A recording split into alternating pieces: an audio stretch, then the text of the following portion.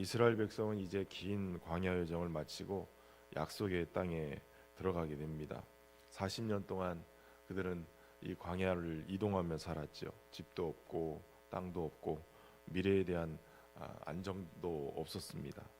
매일 하늘에서 내려오는 만나를 먹으면서 하루하루 하나님만 의지하지 않고는 살 수 없는 그러한 삶을 살게 된 것이죠.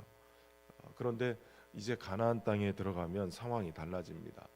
집도 생기고 땅도 생기고 그리고 농사도 짓고 그 수확물들을 저장해 놓고 장기적으로 먹을 수 있게 되어집니다. 그러니까 당장에 하나님 없이도 살 수 있는 그런 환경이 조성되는 것처럼 보입니다. 하나님이 염려하신 것이 바로 이것입니다. 환경이 좋아지면 신앙이 약해질 수 있다는 거예요. 하나님 없이 얼마든지 살 수 있다, 이런 생각을 갖고 살게 된다는 거예요. 그래서 하나님은 이 가나안 땅에 들어간 백성에게 가장 먼저 해야 될 것을 가르칩니다. 그것은 그곳에서 농사져서 첫 만물, 첫 열매를 하나님 앞에 가지고 나와서 고백하라는 거예요. 이 첫 열매를 드릴 때 고백하는 그 고백이 5절부터 나오는데, 내 조상은 방랑하는 아람 사람으로 애굽에 내려가서 거기서 소수로 거류하였더니 거기에서 크고 강한 번성한 민족이 되었다는 거예요. 이 아람 사람이라고 얘기한 이 부분은 바로 아브라함을 얘기하죠. 그러니까 방랑하는 아브라함, 그들은 처음부터 이 대단한 민족으로 출발한 게 아니었어요. 70세에 어느 정도 이제 나이를 먹고 인생의 비전을 바라볼 수 없는 그러한 상태에서 그들은 하나님이 불러내신 그런 아브라함으로부터 시작이 됐다는 거예요. 처음부터 대단한 민족도 아니고 바로 방랑하는 아람 사람으로부터 시작되고 또 애굽에서 학대를 받던 그러한 민족으로 시작이 되어진 거예요. 결국 떠돌이 인생이었고 크고 강한 민족이 아니라 번성한 민족이 되기까지 하나님의 붙드시는 손이 있었다는 거예요. 특별히 7절 8절에 보면 그렇게 고통하는 그들이 하나님께 부르짖었더니 그 음성을 듣고 우리의 고통과 신고와 압제를 보시고 하나님이 강한 손과 편팔과 큰 위엄으로 이적과 기사로 우리를 애굽에서 인도해냈다라고 고백하고 있는 거예요. 그러니까 여기에는 자신들의 처지와 형편이 어떠했는지를 알고 부르짖었고, 그곳에서는 하나님의 강한 손과 편팔과 큰 능력으로 그들을 이끄셨음을 고백하는, 하나님의 역사하심을 고백하는 그러한 모습이 있다는 거예요. 이스라엘이 의로워서도 아니에요. 처음부터 강한 민족이 아니었어요. 자유한 민족도 아니었어요. 오직 하나님이 보셨고 하나님이 들으셨고 하나님이 행동하신 거예요.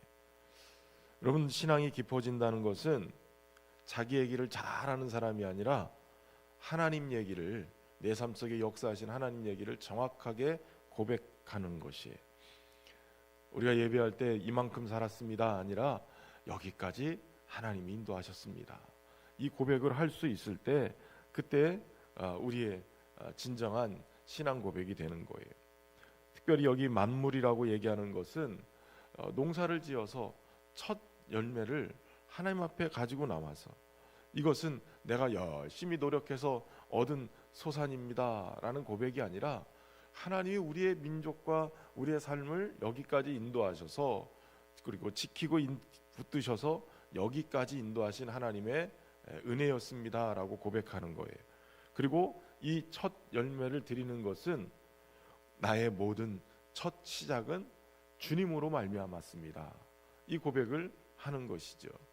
그래서 우리는 흔히 알파와 오메가라는 표현을 쓰죠. 첫 시작과 끝, 이것이 주님으로부터 시작해서 주님으로 마치는 거예요. 오늘 우리의 삶이 주님으로 시작해서 주님으로 마치는, 주님의 인도함을 받고 사는 은혜가 있기를 주의 이름으로 축원합니다. 특별히 하나님을 향한 이 신앙의 고백은 여기서 멈추는 것이 아니라 11절 12절부터 보면 11절에 특별히 하나님께서 너와 내 집에 주신 모든 복으로 말미암아서 너는 레위인과 너희 가운데 거류하는 객과 함께 즐거워할지라라고 말하고 있죠. 받은 복을 그저 너 혼자 누리는 것이 아니라 너와 함께하는 사람들, 특별히 12절에 보면 이 11조를 드리는 해에 모든 소산의 11조 내기를 마친 후에 그것을 레위인과 객과 고아와 과부에게 주어서 내 성읍에서 먹고 배부르라라고 얘기해요. 하나님이 복을 주신 것을 그저 나 개인에게서 멈추는 것이 아니라 내 개인의 만족에서 끝나는 것이 아니라 이 복이 항상 공동체 안에서 누려야 될 복으로 얘기하고 있는 거예요. 다시 말하면 하나님은 특별히 복받은 이 주변에 약자와 연약한 자들 이들을 돌볼 것을 말씀하시는 거예요. 특별히 레위인은 기업이 없고 객은 보호자가 없지요. 고아와 과부는 의지할 곳이 없는 거예요. 그런데 이들에게 주신 복을 같이 나눌 때 하나님이 그들의 기업이 되고 하나님이 그들의 보호자가 되고 하나님이 의지할 곳이 된다라는 것을 복받은 나를 통해서 나타내기를 원하신다는 거예요. 하나님은 이들을 통해서 이스라엘의 신앙 상태를 점검하는 거예요. 네가 정말 하나님이 복 주신 것을 믿느냐? 하나님이 너에게 여기까지 인도하시고 이렇게 은혜를 베푸신 것을 네가 고백하고 있느냐? 그것을 어디서 알 수 있느냐? 천 소산물뿐만 아니라 바로 이웃과 함께 나누는 것. 주변의 연약한 자들 이들을 돕는 그러한 삶을 통해서 나타내기를 원하는 거예요. 그 은혜가 너의 삶에 머무르는 것이 아니라 지금 흘러가고 있느냐? 너를 통해서 저들이 하나님의 복을 받고 있느냐? 이것을 보여주고 이것을 점검하기를 원하시는 거예요. 여러분, 신앙은 교회 안에서만 머무르는 것이 아니에요. 오직 우리의 삶의 가장 현실적인 자리, 우리와 함께 만나는 많은 사람들, 그들 자리, 그리고 우리의 돈과 시간과 관심이 어디에 쓰여지고 있느냐, 여기에 우리의 신앙이 그대로 드러나게 되는 거예요. 우리가 받은 은혜를 진짜로 하나님의 베푸신 은혜로 안다면 우리의 삶은 점점 더 닫히는 곳이 아니라 열리는 곳이 돼야 돼요. 움켜쥐는 것이 아니라 펼친 손이 돼야 되는 것이에요. 붙잡기보다는 나누고 자기 중심보다는 이웃 중심으로 그렇게 이동해야 되는 거예요. 여러분의 삶의 자리가 점점 하나님의 복 열린 방향으로 함께 흘러가서 날마다 주시는 하나님의 이 풍성한 복을 더 깊이 풍성히 누리며 살아갈 수 있기를 주의 이름으로 축원합니다. 특별히 오늘 본문의 18절에 보면 하나님 여호와께서 내게 말씀하신 대로 오늘 너를 그의 보배로운 백성이 되게 하시고라고 말씀하세요. 하나님께서 너를 보배로운 백성이 되게 하셨다. 이것은 그동안 네가 잘했기 때문에 이런 복을 주셨다라는 그런 개념이 아니에요. 사실 하나님이 이스라엘을 택하고 그들을 하나님의 보배로운 백성으로 인정한 것은 그들이 잘해서가 아니라 그동안 40여 년 동안 얼마나 많이 하나님 앞에 언약을 배신하고 무너지고 형편없이 그랬는지 몰라요. 그런데 하나님께서는 그들을 보배로운 백성으로 인정하셨다는 거예요. 그렇게 하신 이유는 하나님으로부터 이 언약이 시작됐기 때문에 그래요. 그리고 하나님으로부터 그 언약이 계속 신실하게 이어져 왔기 때문에 그런 거지요. 이스라엘 백성이 율법을 잘 지켜서 하나님의 백성이 된 것이 아니라 하나님의 백성이 되었기 때문에 이 율법을 지키라고 지금 말씀하시는 거예요. 이 순서를 놓치면 여러분 신앙이 종교가 돼요. 여러분 기독교가 종교가 돼버리면 이게 심각한 문제가 돼요. 신앙은 하나님이 나를 택해 주신 것에 감사함으로 율법을 지키는 거예요. 율법을 잘 지켰기 때문에 하나님의 백성 되어지는 게 아니에요. 이 순서가 뒤집어지면 자꾸 하나님을 위해서 뭔가를 막 해야 내 구원이 불안하지 않은 거예요. 여러분, 구원을 받은 하나님의 백성이기 때문에 우리는 기꺼이 하나님을 향하여 또 이웃을 향하여 말씀대로 순종하며 복을 흘려보내는 자가 되어지는 거예요. 나는 하나님의 보배로운 백성이다. 하나님이 나를 택하셨다. 하나님의 은혜를 받은 자다.